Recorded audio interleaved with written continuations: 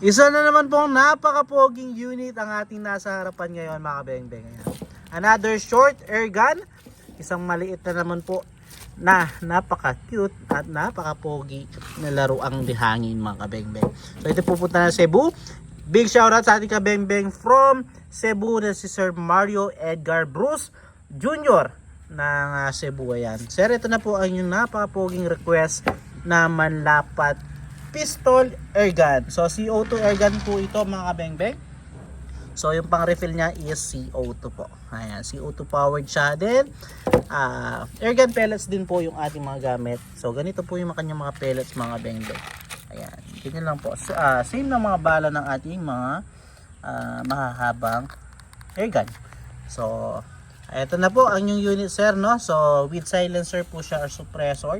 Dito po linalagay yung kanyang silencer. Kailangan lang natin tanggalin itong kanyang end cap. Ayan. So concealed yung thread niya kahit lagyan natin ng suppressor mga kabeng-beng. Ay napaka ganda. Ayan, hindi mo nasisira yung kanyang design dahil nasa loob po yung thread ng mismong suppressor. So ito po ay susubukan natin, no? Test muna natin. Iputok natin mga kabeng-beng para makita ni Sir Bruce naman po ang kanyang napaka-poging unit. So Sir Mario Edgar Bruce Jr. Ayan, subukan na po natin, no? So ayun po yung ating mga lata. Ayan. So try nating putukan, no? Yung ating mga lata na yan. So ito po, subukan natin mga kabeng-beng.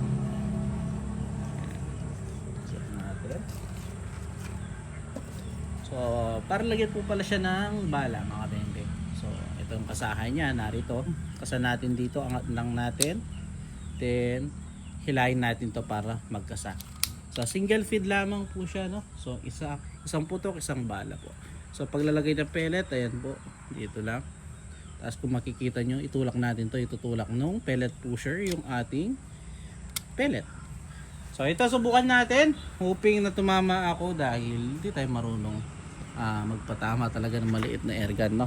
So subukan po natin, no? Ayun po, subukan natin yung Century muna. And again, may safety din po pala, safety lock itong ating air gun, no? So subukan po natin mga kabeng-beng.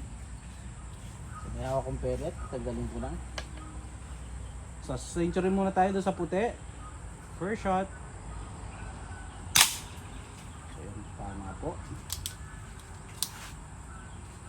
Second shot tayo.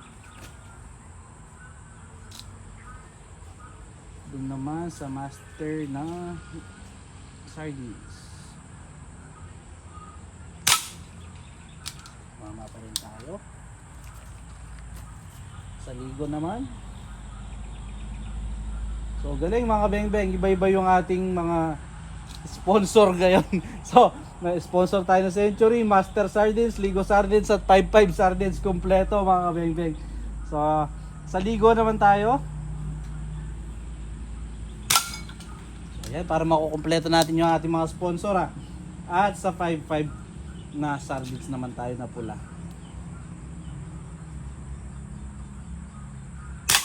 So yun, kompleto yung ating mga sponsor mga kabeng-beng. At ayan, so big shoutout sa Century Tuna, Master Sardines at Ligo, and also sa 5-5 Sardines po. Ating pupuntahan itong ating mga naging target, no? So ayan po yung ating mga sponsor. So joke lang po, hindi po mga sponsor yan. Baka lang naman. So ayan, mga beng-beng. So ito po yung ating Century. So dito siya tumama and exit hole niya, ayun. At tumama pa doon, yun. Pumasok pa doon. Malakas-lakas din po yung ating pistol, no? So Century, pasok. So sa Master Sardines naman, same din po, ayan. Entry hole, exit hole, ayan. Grabe. And also yung ating Ligo Sardines. Yung Ligo, dumaplis lamang po, ayan. Wala siyang exit hole, pababa yung pellet. And last, our 555. Ayun yung 555 mga kabeng-beng. Ayun yung 555, pasok. So exit hole niya, ayun, meron din siya. Nasaan? Ito. Nasaan yung exit hole niya? Wala. At ito, bumukol lang. So yung isa naman, ayun yung ating exit hole. Masok pa doon. So yun, matibay-tibay yung ano mga kabengbeng ah. May ano kasi may laman, baka tumama na lang doon. No? So yun mga kabengbeng, again, Sir Edgar Bruce Jr., Sir Mario Edgar Bruce Jr. So salamat po sir. So yun mga kabengbeng, ating puntahan ulit yung ating unit. So yan, napakapogi. Salamat mga kabengbeng again. Peace out po.